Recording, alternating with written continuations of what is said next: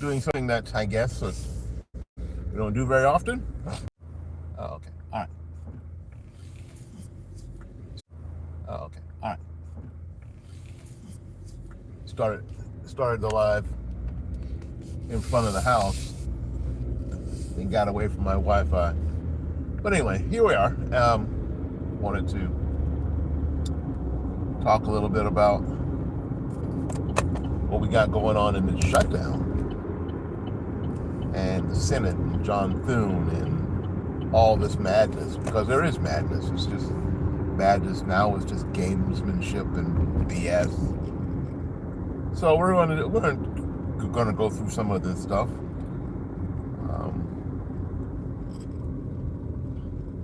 And if you pop in and pop out, that's fine. My name is Willie Lawson, and this is the Fight Back Media group channel.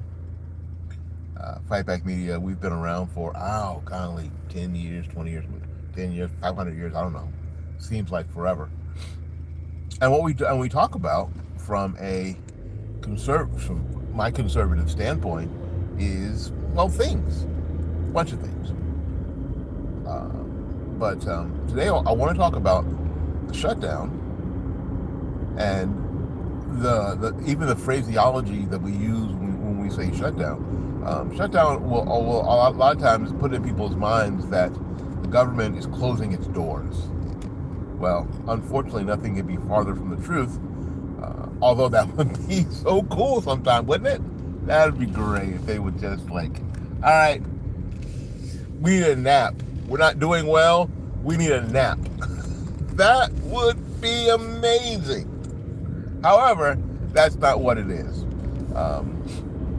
What's really amazed me is, hey folks, what's really amazed me is that the government has already decided some things that are essential and some things that are non-essential. Isn't that weird? So when you and I have things going on in our own personal budgets, and we have things that are essential, mortgage, rent, electricity, water, food, those things stay on the budget. Things that are not essential, Netflix, you know what I'm saying? That kind of stuff, Instacart, then we get rid of those, right? Starbucks, well, I'll go to Starbucks anyway, because you remember a few years ago, the CEO of Starbucks says he doesn't want me in his restaurant. So, okay, cool, no problem. I go to Dunkin', or I can drink coffee at home. That kind of thing. However, the federal government doesn't do that. They don't do that. They decide that certain things are essential and certain things are non-essential. That's very true. And then they get into a financial tight, and then they send the quote non-essential people home. And when they get back, they pay them. What is that? It's like cutting off the Netflix for 6 months and then going back to Netflix when the next Bridgerton comes back on, and then sending Netflix a check for all the time that you weren't watching them. Anyway, so most of this is theater and BS, right? So this Senate that has decided to not do the right thing, or being held up, and by not doing the right thing, there's something that needs to be done. Now, I'm not the person who goes, we're gonna throw all the bums out. Like it's a baseball game, right? Throw out the bums. No, you always have the option to vote for someone else. In the U.S. Senate, though, every 6 years. The problem is that it's every 6 years. And because it's every 6 years, you forget. It's like women in childbirth. While they're going through it, it's a never again kind of thing. but they forget, right? They forget. And while you're going through this pain and agony, you throw the bums out. And then 5 years later, you've forgotten. You've been, this stuff is in memory holes, and their inaction, especially on the Republican side of the aisle, their inaction gets forgotten because we get sold a bill of goods that if we don't vote for them, then the left will take over, and then we'll have Russia, or we'll have China, or we'll have North Korea. The fact of the matter is that I believe that Willie believes that John Thune has been incredibly ineffective. He got pitched a slow-pitch softball. Because it's something that even polling says that, even pollings on CNN and MS Now say that most people are in favor of. And he couldn't get it done. And he couldn't get it done.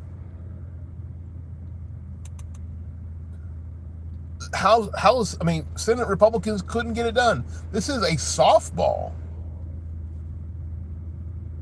This is something like, I think that we should make ice cream our national dessert. You couldn't get that done? Oh, yeah, you couldn't. You're struggling with somehow, yes, American citizens should vote and have ID in U.S. elections. You couldn't get that done? I mean, really? And then what you do is try to fake it. See, this is the stuff that y'all remember. Then what you do is try to fake it, and at the same time say, okay, yeah, we'll do that, but we'll only do that if we don't protect our borders. No. It all no. It all goes together. It all goes together, Chief. It all goes together. It's all part of the same thing. I don't understand how the average person, with two brain cells and a working synapse doesn't understand. It's all the same thing. If you are trying to only get Americans, U.S. citizens, to vote in U.S. elections, then what you have to do is you have to make sure that you only have U.S. citizens or people who are supposed to be in the United States. In the United States. It all goes together. I'm always reminded of Mr. Rogers. You know that song? Everything goes together because we're all one piece. So so Thune and Senate Republicans are trying to separate those things and then trying to gaslight the rest of us into, they did something. Well, they did nothing, and then they went home. They went on vacation. And going home, if they went home to their districts, people in their district should give them holy hell. Should give them holy hell. Now, when Mike Johnson was made Speaker of the House of Representatives, his first couple of times at the podium, I went, I kind of like this dude. And then there were some times where he seemed soft. But you know what? I'm telling you, in the last few days, I like this dude a lot. Because he did exactly what the rest of us did. He saw through the BS. He saw the procedure. He saw the weakness. He saw the softness. Now, he kind of called out Senate Republicans, and in turn kind of called out John Thune. Kind of. By rejecting the BS. No. You can't divide that up. And I know that a lot of this stuff is, oh my goodness, that a lot of turbulence.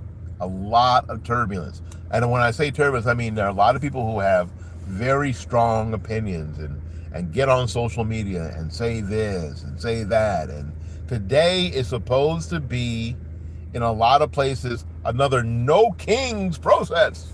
No kings. Well, I'm not even sure what that means, but okay. But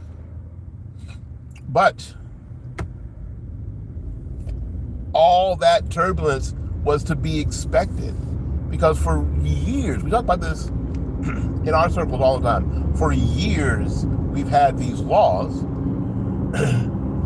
So we don't need new laws. We don't need a revamping. We don't need comprehensive immigration reform. That's one of those BS phrases. There isn't any reason for comprehensive immigration reform. That's nonsensical. I mean, seriously nonsensical, because all the laws have been written. What hasn't happened is any enforcement.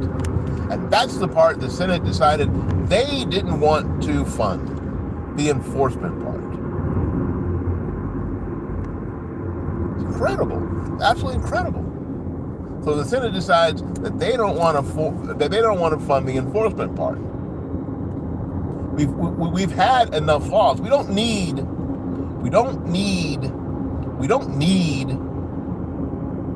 comprehensive immigration reform. We do not. What we need is comprehensive immigration law enforcement.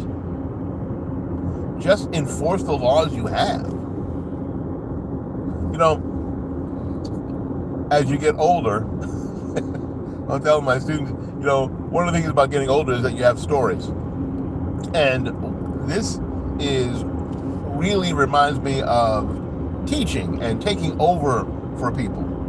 If a teacher takes over for another teacher, like a teacher retires or whatever, or dies or whatever, and takes over or leaves the school, and the next teacher takes over for that teacher. If the original teacher is super permissive and pretty much lets kids do whatever the heck they want and ignores the rules, the new teacher who wants to follow the rules, not institute new rules, just follow the old ones, is seen as being mean and seen as being dictatorial and authoritarian. That's what we have now. So for a long time, not just the past 4 years, we can't just point to Joe Biden, because it's been happening much longer than that. Now somebody says, hey, listen, we have these rules, why aren't we enforcing them? Now that person and that administration now is mean and cruel and uncompassionate. Right? Is that what you're saying? Because that's what I'm seeing. And that's exactly what I'm seeing. And anything that has to do with enforcing the rules as they are the laws that have already been written is seen to be terrible. And so much, in fact, that the rhetoric has gotten people killed. I know I was supposed to say unalived, but that's a stupid word, so I'm not going to use it again. But it's gotten people killed because people believe it so much, and they feel like that they have this moral clarity, and they're out there in the streets and stopping enforcement, stopping the people who are trying to just enforce the laws as they are already written. They're not doing anything new. See, and this is the thing that I think that we have to realize here, and we have to make sure that folks know that these laws, these immigration laws, aren't new. There's nothing new going on. These aren't things that Trump's, staying up at 3 a.m. coming up with, going, here's what we ought to do to those illegals. That's not what's happening. The laws have already been written, and most of these folks who are getting sent back, who are getting grabbed wherever they're being grabbed, whether it be in an airport, whether it be at work, or whether it be at a Home Depot parking lot, wherever it is, they already have financial or final deportation orders. They already do. So when people start talking about, we're not getting any due process, well, the fact of the matter, they've already had their due process.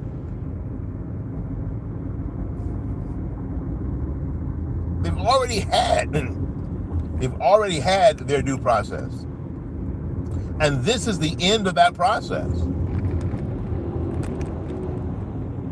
And the reason they have such that surprised look on their face is, again, they're like the child who has never been disciplined, and somebody says, oh, no, you don't get to do this. And they look at you like, what? Huh? I've been doing this the whole time. What do you mean? Yeah. Because they were under the impression that it would never happen. Like this latest video you see of this woman getting, losing her cookies, and supposedly it's in this airport, right? She was on her way to be deported back to Venezuela. She already had a final deportation order. So it was time for her to go. Again, and I think that's what the right is not really good at, is explaining what's happening, what's actually happening. Because what we know here on social media is that half-truths and emotion spread super fast. Truth, context, nuance, not as fast. So what we have to do, I think, as often as we can, and the folks that are watching and the one or two people that have given me a thumbs up for this live have to join me in this by sharing videos like this, or better, making ones of your own. Yes. I am of the mind of people like Andrew Breitbart. The idea is more voices. Not just louder ones, but more. Because I really think that's the key. The key is that more of you, again, the one or two people who've given me a thumbs up, who watched the video, who maybe have watched this live and maybe not giving me a thumbs up, but you know what? Don't disagree. Make your own videos. How hard is it to do YouTube? How hard is it? I went to YouTube and clicked the plus sign and live, press the button twice, here I am. You can do the very same thing. And you should. If you see the same thing that I've seen and think about it in the very same way that I think about it, or not, or maybe the exact opposite of how I think about it, say something.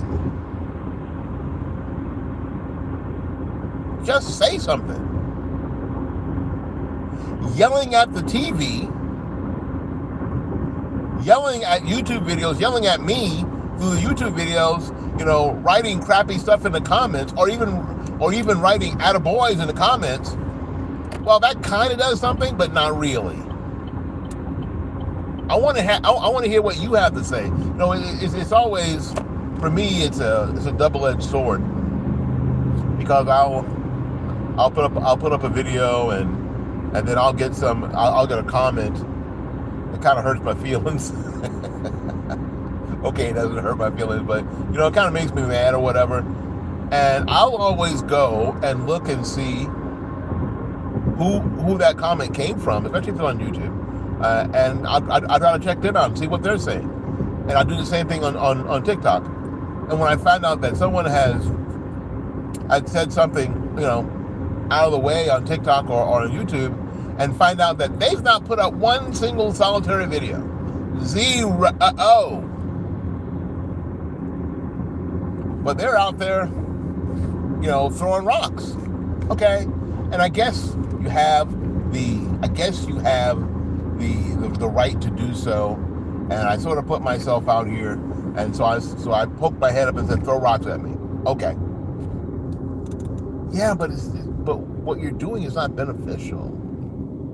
Not serving any purpose. And unless someone's been incredibly disrespectful, I like a lot of people, just leave those comments up. I just leave them up. It's fine. I don't expect everybody to agree with me. That's foolishness. That's a narcissism that I don't have the energy to possess. I just don't. But I'm more upset with the comments that say, "Yeah, you're absolutely right," blah blah blah blah blah blah. And then I look at their accounts, and they've said nothing. They haven't subscribed to this channel. They haven't said any. They haven't made any videos of their own. I can't find that they have written any blogs. I haven't found that they have said anything other than "you're right" in my comments. Now, if you want to say that you're right in my comments, please do. But I need you to take the next step. And the next step is not watching Sean Hannity on TV or Glenn Beck. That's not the next step. The next step is for you to say something out loud. Because what we need is more voices. And the more voices we need is your voice.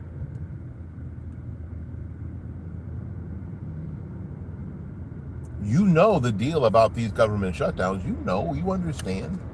But you hear people at your job say this and that, and you just, you're like, well, I don't want to talk about this stuff at work. You hear people in your church go, nah, nah, nah, nah, nah, and you don't say anything. Like, I don't want to talk about this at church. You hear people at the grocery store, nah, nah, nah, nah, and you're like, well, I just want to get my my cheese whiz and go home. Right? But you get home and you turn on the TV, or you get on the internet, and boy, you got a lot to say, as long as no one sees you saying it. This government shutdown, even the phraseology is deceptive. Government's not shutting down. And the effects of these shutdowns, this is one of the few times that the American public's actually feeling it. And it's only the American public that travels. The American public that flies. I can't say travels, but flies.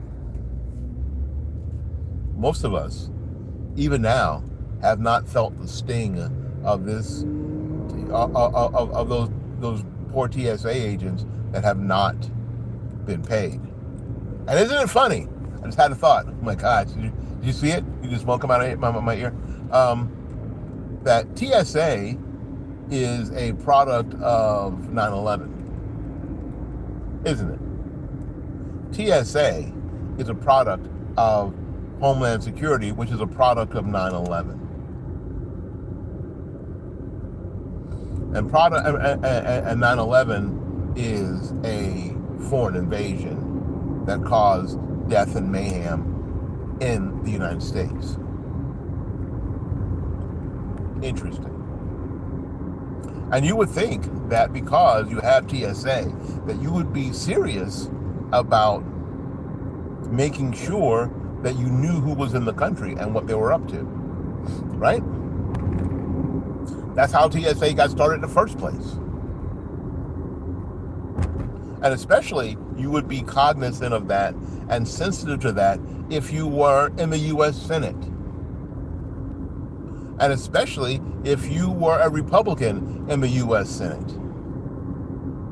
If you were a supposed alleged conservative in the U.S. Senate. Especially if you were majority leader, a Republican majority leader in the U.S. Senate. You would think that you would be especially sensitive to that, and cognizant of, oh, this whole thing, if we go back through it, is because there were people in this nation that we weren't sure, we didn't know what they were up to. This is how we got there in the first place, right? And for me, it's unconscionable, absolutely unconscionable that that we're still talking about it. Really, this is easy. This is slow pitch softball.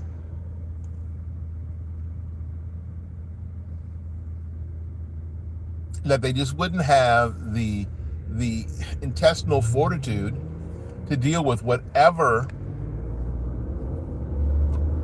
turbulence and say, hey, listen, we're going to pass the SAVE Act. Why? Because we want to make sure that only people from the United States, people who are citizens of the U.S., vote in federal elections. Now, it would seem to be something that you're like, yeah, of course. And most people are there.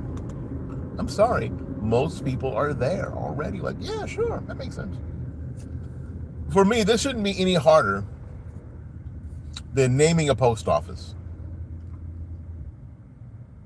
Somebody will have to explain to me, you can do it in the comments, why only U.S. citizens voting in U.S. elections, especially at the federal level, should be any more difficult than naming a post office. I think naming a post office should be harder, because now you've got personalities. You got, I don't know if you should name that post office after blah, blah, blah. I think you should name post offices after the street they're on, or by number. Post office 937. And stop naming crap after people, but that's another video. And we'll talk about that next week for sure, because I hate that process. I hate it. Absolutely hate it. But tell me why that this is hard. Why is the Republican Senate?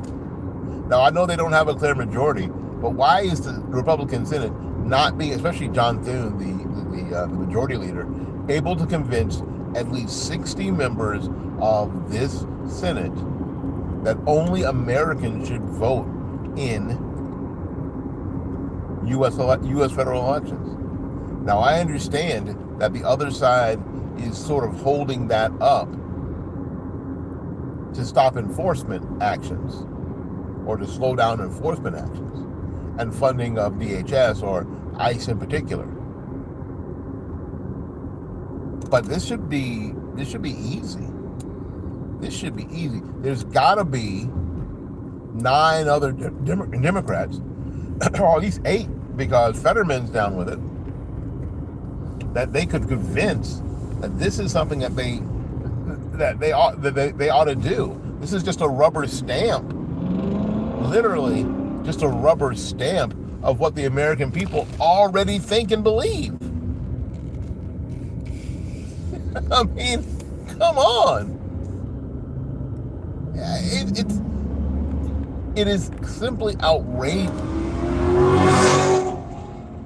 That was a Corvette running by me at 45 miles an hour to get through the traffic light that I'm stopped at right now, only to be stopped at the next traffic light, which is maybe 100 yards. The decisions people make are just freaking amazing. Absolutely amazing. In any case, this seems to be, it would seem to be, again, slow pitch softball. Knocked that one out of the park. Got that one done. Because frankly, if you pass the SAVE Act, I go, okay, all right, fine. You pass. You said that only Americans or U.S. citizens can vote in federal elections. Duh. It's like, it's like passing a bill that says we're going to decide that water is wet. Okay. Duh. This should be easy to do. None of this required a shutdown. None of this required what we're going through now. None of this required TSA agents not being paid in all month or two months. None of that. None of this had to.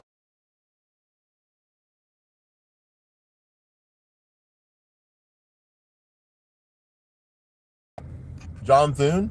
Well, no. But John Thune is a majority leader, and as majority leader, he's got responsibilities. I love that word, responsibilities. I always think of Rugrats. I can't have fun anymore because I have responsibilities. I can't get responsibilities now. And you're not just and he's not just responsible to his district as majority leader. He's now responsible to all of us. Now, you can't whine and cry about that because that's what he said he wanted. Happy birthday. Anyway, my name is Willie Lawson. This is Fight Back Media. If indeed you have found any value in this live, whether you're watching it live or whether you're watching it later, or give me a thumbs up. Those people who are watching now, have you thumbs up the live? I'm watching. Oh, no! Have you thumbed up the live? If you thumb up the live, that'd be great. And share it with your friends, or share it with your people who aren't your friends, or spam people with it to irritate them. No, don't do that. Just kidding. Don't want YouTube to come down with the hammer. Anyway, I got to get out of here and make room for somebody else. So until we see you again, go out there and learn something, love somebody, and for goodness sakes, y'all take care of yourself. We will see you when we see you. Bye-bye now.